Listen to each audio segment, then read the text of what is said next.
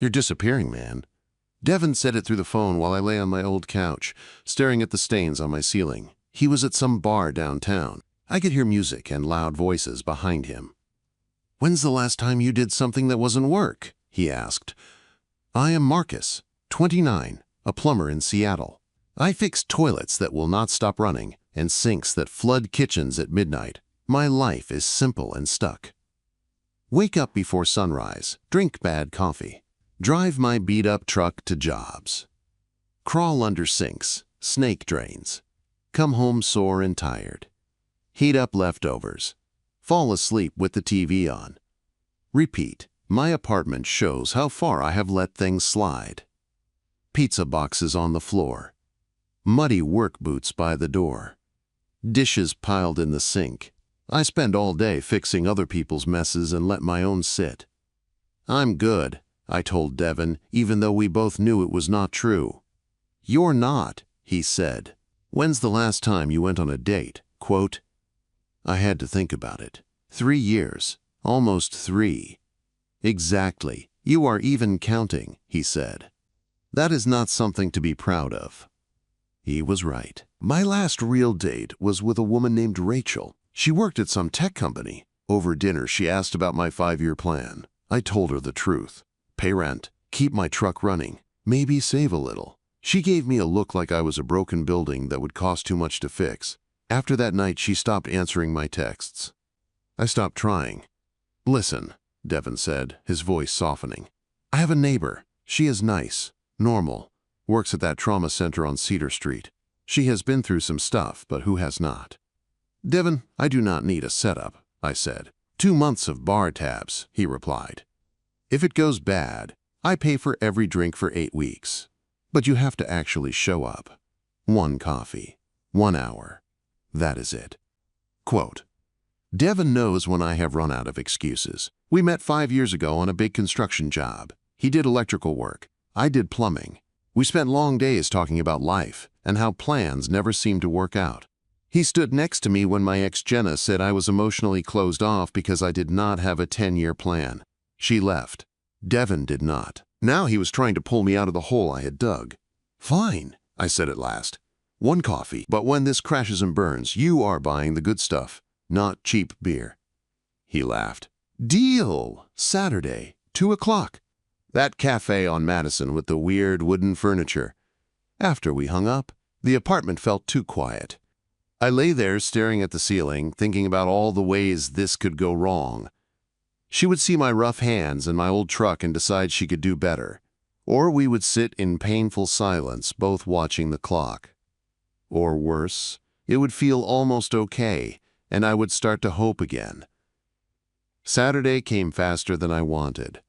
Friday night, I did something I had not done in weeks. I cleaned. I threw out boxes, ran the dishwasher, wiped down the counters. Then I washed my truck, scrubbing off old mud. I found a shirt without stains and jeans without holes. None of it would change who I was, but it felt like a small sign that I was at least trying. The cafe on Madison was one of those places that tried hard to look relaxed. Old wood tables, mismatched chairs, big windows, light bulbs hanging from long cords. It smelled like strong coffee and cinnamon and warm bread. I got there 15 minutes early.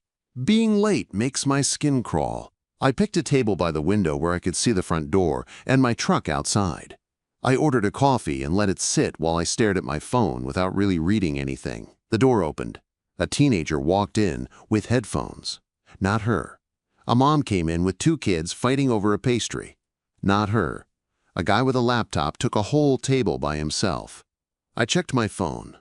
1:58. Maybe she had changed her mind. Maybe Devin had made up the whole thing. Then, right at 2 o'clock, the door opened again. This time, I knew. She stepped inside and paused, like she needed a second to breathe. She looked early 30s, with shoulder-length chestnut hair, neat and simple. She wore a burgundy sweater over a cream shirt and dark jeans. Her shoulders were drawn in a little, like she was trying to take up less space. Our eyes met. For a moment I thought about looking away, giving her a way out. Instead, I lifted my hand in a small wave. She gave a tiny nod and started toward my table, weaving between chairs and people with coffee cups. As she came closer, I noticed small things. Her hands were tucked into her sleeves. The almost smile on her face looked more like a shield than a real smile. "Hi," she said when she reached the table. Her voice was soft but steady. "You must be Marcus." "Yeah," I said, standing and holding out my hand. "Sophia, right?" Quote. We shook hands. Her grip was firm, but she let go fast, like touching someone new was still hard for her. She sat down and began to play with the edge of her sleeve. "Thank you for agreeing to this," she said, glancing around the cafe like she was checking the exits too. "Devin can be pretty persistent." "He bribed me with 2 months of bar tabs," I said. That made her smile for real, just for a second. "He told me he would stop nagging me about getting out more if I tried one date, so I guess we are both here under pressure." "Perfect," I said. "Mutual blackmail. Great start."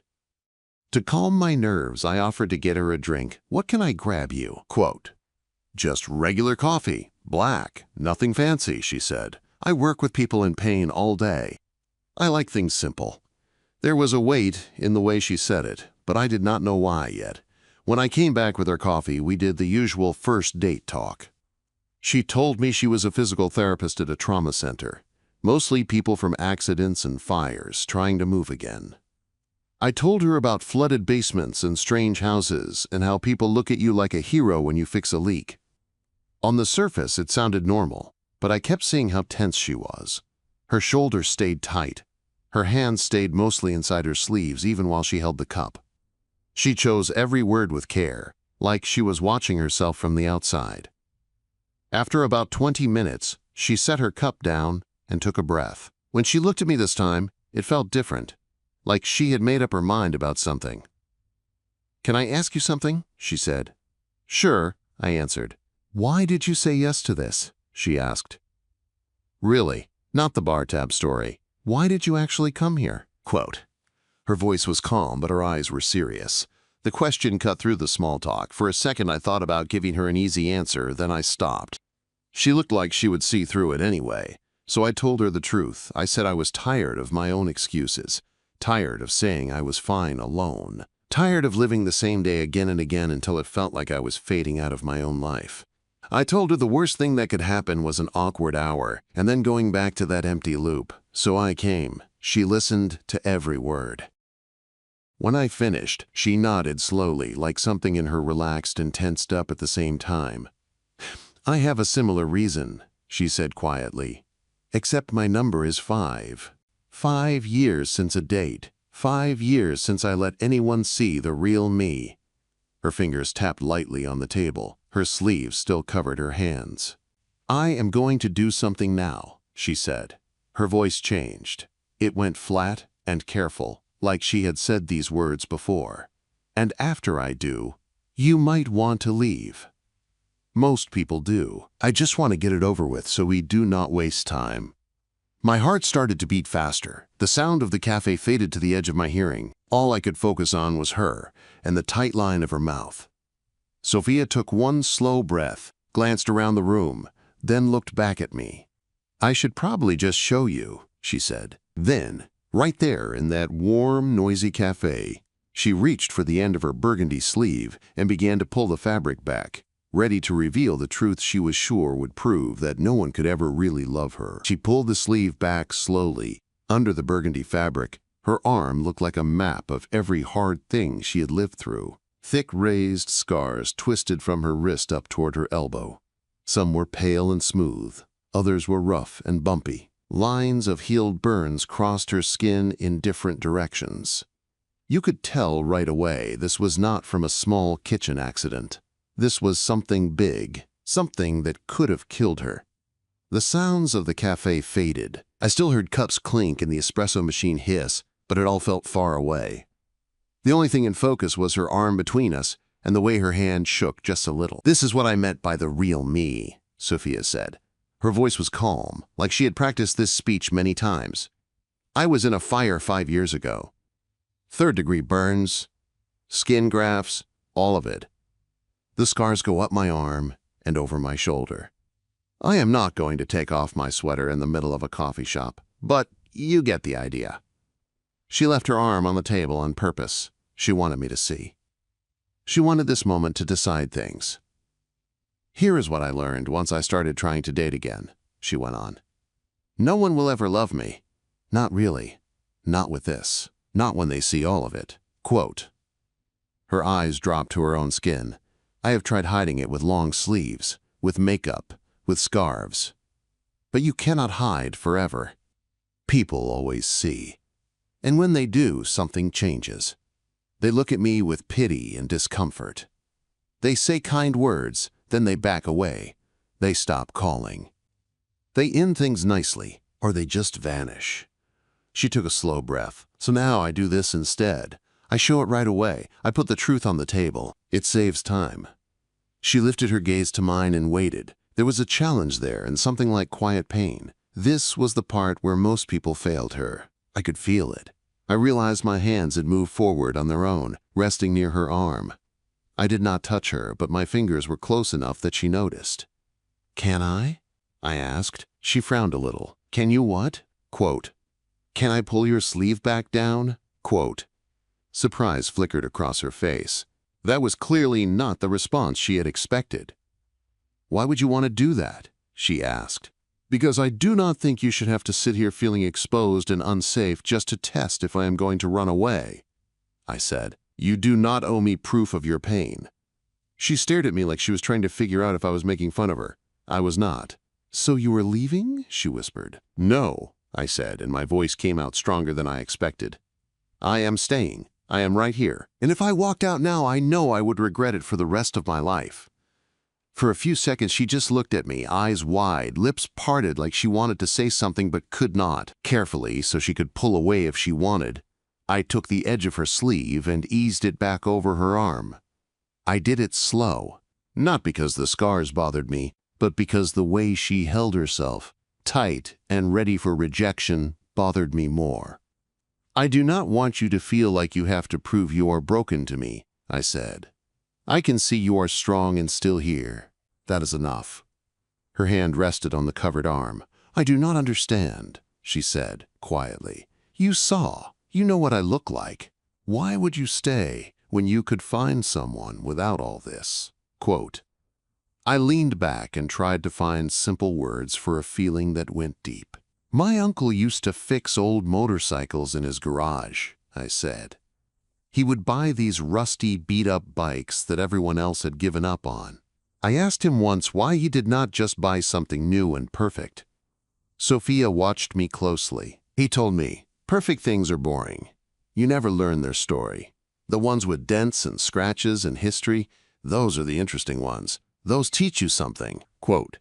She let out a small breath that sounded a little like a laugh. So you think I am an old motorcycle? She asked. I think you are someone who went through hell and came out the other side, still working, still caring, still showing up, I said. That is not broken. That is strong. Her jaw tightened like she was fighting tears. When she looked up again, her eyes were shiny. People do not usually react like this, she said. How do they react? I asked. They are nice at first, she said. They say things like, you are so brave, or you must be so strong. Then they cut the date short. Later they text that they do not think the match is right.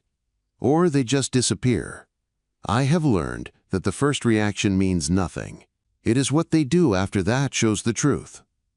I nodded. Then I guess you will have to wait and see what I do after this, I said. Because right now I am still here. Quote. We sat in silence for a moment. It did not feel like the empty silence from before. It felt like a deep breath. Sophia traced a small circle on the side of her cup. Do you want to know what happened? She asked. In the fire, I mean. The whole story. Only if you want to tell me, I said. I am not going anywhere. She looked down at her hands and then back up. It was 5 years ago, she began. I was 26. I lived in an old apartment building downtown. People called it charming. That meant bad wiring and thin walls. Her voice was steady at first, like she had told this story many times. It was late October. I spent the day at the trauma center. I came home tired and went to bed around 10:30. At about 1:30 in the morning, the fire alarm went off. She rolled her eyes a little at the memory. The alarm went off all the time in that building. Burnt toast, hot showers. So I ignored it at first. I was annoyed. Then I smelled smoke. Real smoke. The cafe faded away again. I could see the scenes she described in my mind. The fire started in the apartment below mine, she said. An old outlet, bad wiring. It spread fast. By the time I opened my bedroom door, the hallway was full of smoke. I could not see much. The air was so hot, it felt like I had opened an oven door. Her hand tightened on her coffee cup. I could see her arm tremble. I tried to reach my front door, but flames were already in the hall. The wood was burning. The walls were black and orange. I reached out, and my arm hit the burning doorframe. She touched her covered sleeve again. It was just a second, but that was enough, she said softly. The pain was instant, sharp and deep. But something in my head just said, "Move." So I moved. I went to the window, broke it with a chair, climbed out onto the fire escape. The firefighters got there soon after, but it felt like hours. Quote, she took another breath. I spent 2 months in the hospital. The burns covered most of my left arm and part of my shoulder. 3rd degree in some places. That means all the skin is gone. They took skin from my leg to graft onto my arm. I had surgery after surgery. Infection, fevers. I woke up not knowing what day it was. I pictured her lying in a hospital bed, machines beeping, bandages wrapped thick around her arm. Physical therapy was worse than the fire sometimes, she said. Every stretch, every movement felt like burning again. It took a year before I could lift my arm over my head without crying. She gave a small, humorless smile. And when I was finally better, she said, making air quotes, I did not have a home to go back to. The building was gone. Everything I owned was gone. I stayed with my aunt. She meant well, but she watched me like I might break apart at any second. She looked at her reflection in the window beside us. The hardest part was the mirror, she said. I refused to look for almost 2 months. Nurses tried. I turned away. Then one day, this older nurse, Beth, just put a mirror in my lap and walked out. Quote, she paused. I had to look, and when I did not know who I was looking at. The scars were so red and twisted and angry, it felt like a stranger. I tried makeup later, but you cannot hide raised skin, so I stopped trying to hide it from myself. Hiding it from other people felt different. Every time a stranger stared in public, it ripped open the same wound. She fell quiet, and then, slowly, her gaze slid back to me. What about you, Marcus? She asked. You listen a lot, but why are you really here? Why did you say yes to this blind date? Quote, I let out a breath I had not realized I was holding. I grew up without much, I said. Not on the street, but close. My dad drove trucks at night. My mom worked at a grocery store. We always had food, but we were always behind. Other kids got new bikes. I got my cousin's old bike with tape on the seat. Other kids went to camp. I mowed lawns. I shrugged. That feeling stayed. Like I was always the guy with the taped bike. I never caught up. I took a drink of my cold coffee. In my 20s, I dated a little. Women would say I was a good guy, but then came the but. No big dreams, no big plans. They wanted someone climbing fast, someone with a timeline and a roadmap. I was happy with steady work, a small apartment, a quiet life. It never seemed to be enough. Sophia watched me like my words mattered. After a while, I started pulling away first, I admitted. Ended things before they could. I told myself I liked being alone, that it was easier. Safer. No one can leave if you never let them close. We sat there, two people who hid in different ways. Her scars were on the outside. Mine were somewhere inside, but they still shaped everything. She looked at me for a long time, then asked softly, So why have you not left yet? Most people would have been gone the second I showed them this. Her fingers rested on her sleeve. I thought about all of it, my empty apartment, her burned hallway, our excuses, our fear.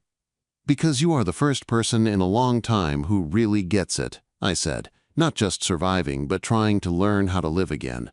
I need that. And I think you might too. Quote. She held my gaze.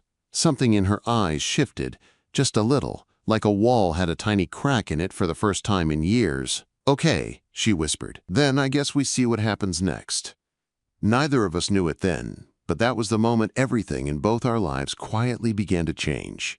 After that day at the cafe, we did not suddenly become a couple. There was no big kiss in the rain or fast movie moment. It was slower than that. Softer, but real.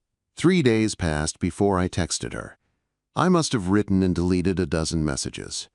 Everything sounded too much, or not enough. In the end, I sent the simplest thing I could. Hope work is not too crazy today. It felt small, but true. An hour later, my phone buzzed. It was a picture. Gray Seattle sky, heavy clouds over the hospital parking lot. Her message said, "Better than yesterday." That became our language. Short messages, random photos. No pressure, no rules. A week later, she sent me a photo of a weird metal sculpture outside her work. "Someone got paid to make this," she wrote. I took a picture of a messy wall of tangled pipes on a job site. "Someone got paid to install this," I replied. She sent a laughing emoji, then a picture of her coffee mug on her desk. 2 weeks after the cafe, I finally asked if she wanted to meet again. "Nothing fancy," I wrote. "There is a small park near my job, good sandwiches from the deli next door, half-hour lunch break. Interested?" My hands shook a little when I hit send. "Yes," she replied. "Park sounds good." The park was not pretty. It sat between warehouses and the highway. A small pond with green water. A few crooked benches. But there were trees and a bit of quiet. And that was enough. I got there first with 2 sandwiches and a bag of chips. She came 10 minutes later, carrying a cardboard drink holder. "Was not sure how you take it," she said, sitting down. "So I brought cream and sugar on the side." We sat on the bench, shoulder to shoulder, facing the water. The traffic hummed in the background. We talked about her week. The long hours. The paperwork.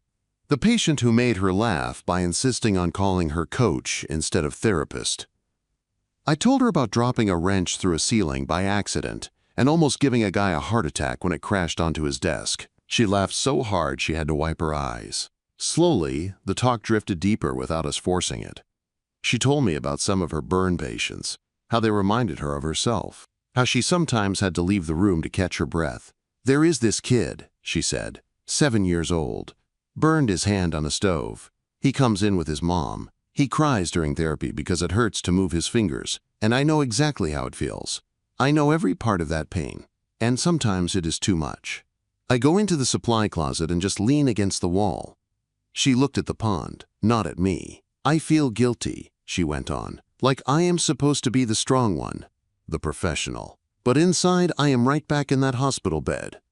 "You are still there for him," I said. "Even when it is hard. That is what matters." She did not answer, but her shoulder brushed mine and she did not pull away.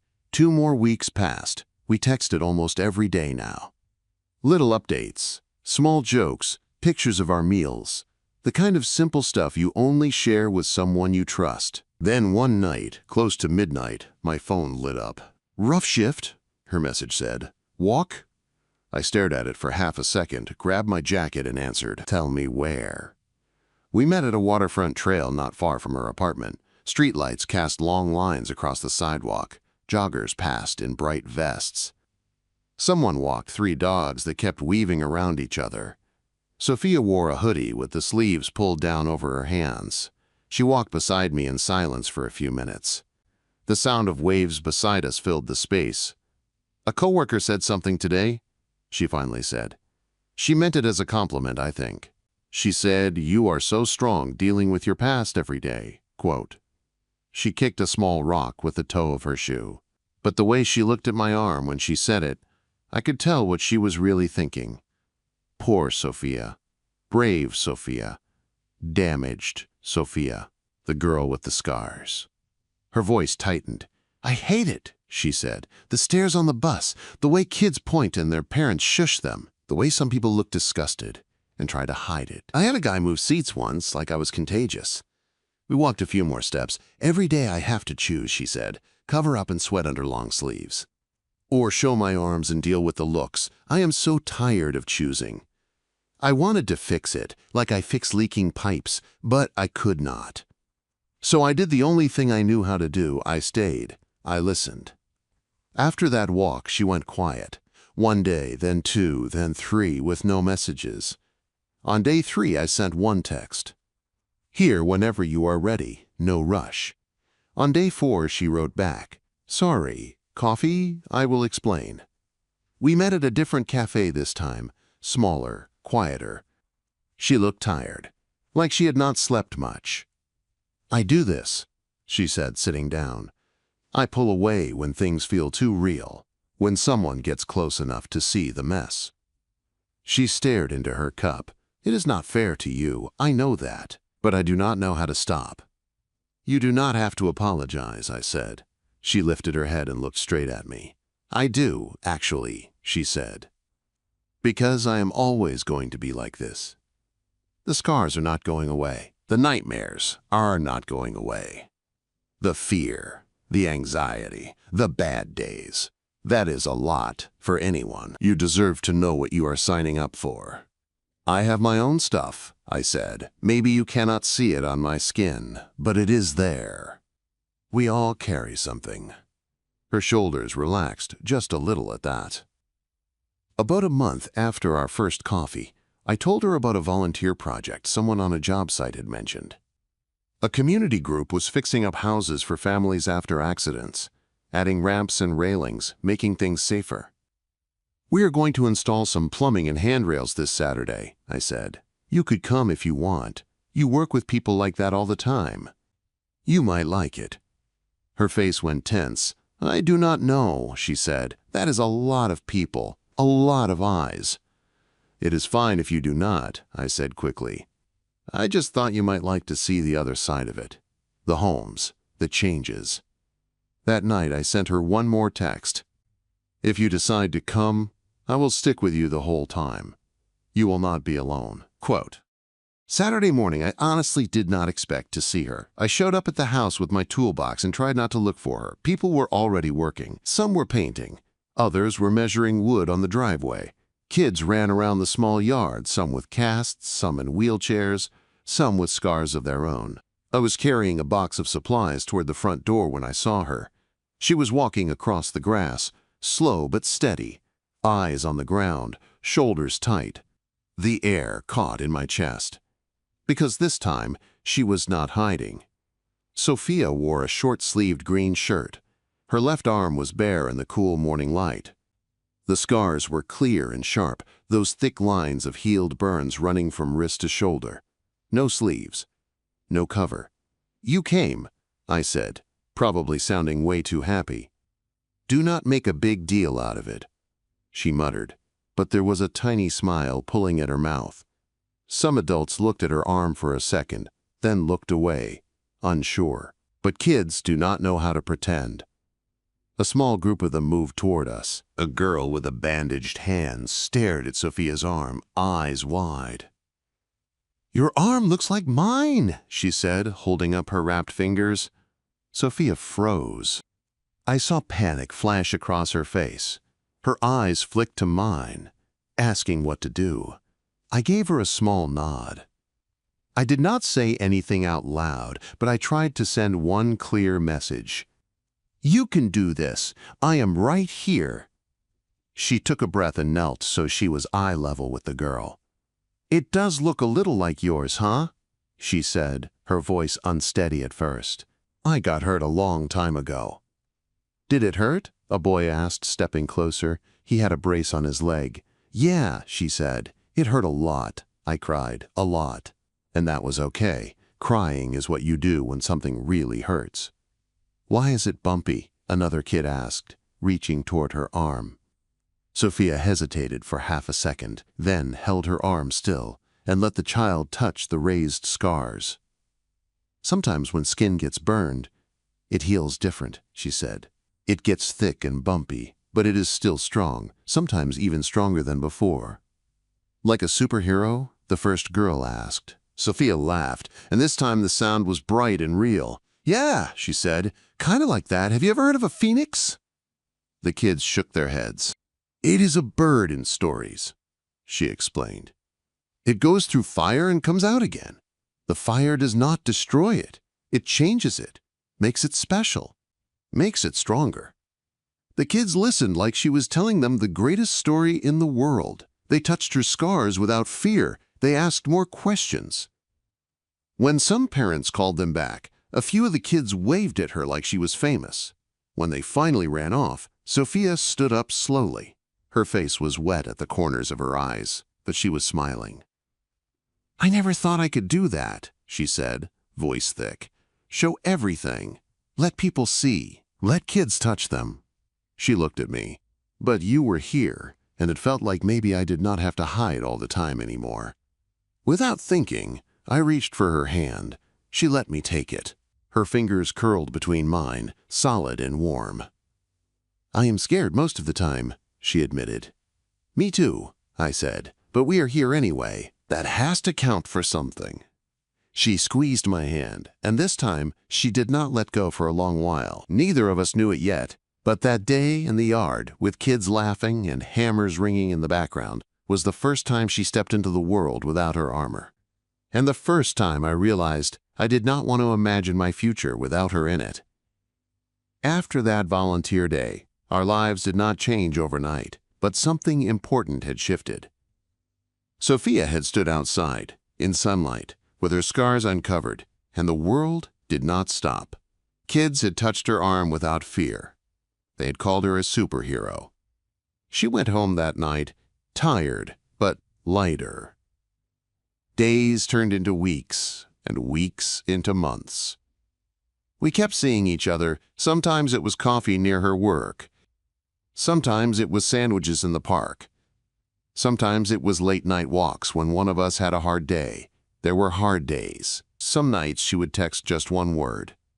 Nightmare. I would drive over and sit with her on her small balcony while she wrapped her arms around her knees and stared at the lights of Seattle below us. The fire's back in my head, she would say quietly. Same hallway, same smoke, same heat. I never knew the perfect words to fix it, so I did what I knew how to do. I stayed. I listened. I told her she was here now. Safe, not alone. Other days it was me who needed her. There were times when work slowed down and I worried about money. Times when I felt like that kid with the taped-up bike again, the one who would always be behind everyone else. I told her how I felt when people judged my job or acted like a plumber was less than. Your work keeps people's homes safe, she would tell me. You keep water moving and heat working and pipes from bursting. That is real. That matters. Hearing that from her made it easier to believe. She started to try new things, little by little. She signed up to teach an art class once a week for kids dealing with trauma. They met in a bright room at the community center. She showed them how to paint flames and birds and oceans, how to use color to tell stories. When I stopped by one day to drop off snacks, I saw kids gathered around her while she painted a big bird with red and gold wings on a poster. That is the phoenix, she explained to them. It goes through fire and still rises again. A small girl with a scar on her cheek raised her hand. Like us? She asked. Sophia smiled. Exactly like you, she said. Later, when we were alone, she admitted, a year ago, I never would have done this. I would have kept my sleeves down and my head low. I still get nervous, but having you in my corner makes me feel like I can try. Sometimes she came with me to my jobs. I showed her the maze of pipes inside walls, the way hot and cold lines run through a house like veins. She laughed when I swore at a stubborn joint that would not move, and she held the flashlight steady while I worked. You know, she said once, sitting on an upside-down bucket while I fixed a sink, you talk about pipes like they are people. How? I asked. You say things like, this one is under too much pressure, or this one is about to burst, she said. You read them, you fix them, you keep them from breaking. You do the same with people. I did not know what to say to that. No one had ever described me that way before. Months rolled by like pages in a book. There were hospital visits when exhaustion caught up with her and old pain flared up. On those days, I sat next to her bed, watching the steady numbers on the monitor. I brought her bad coffee and stupid magazines and stayed until nurses kicked me out. There was the night I took her to meet my mom. My mom lived in a small house just outside the city, with a tiny yard and flowers in chipped pots by the door. I was nervous. I had never brought many women home. I did not know how Mom would react to the scars, or to how serious this felt in my chest. Sophia stood on the porch, tugging at her sleeve. "What if she stares?" she asked quietly. "What if she thinks I am too much for you to handle?" "She raised me," I said. "She knows I am a handful all by myself. You are the upgrade." Quote.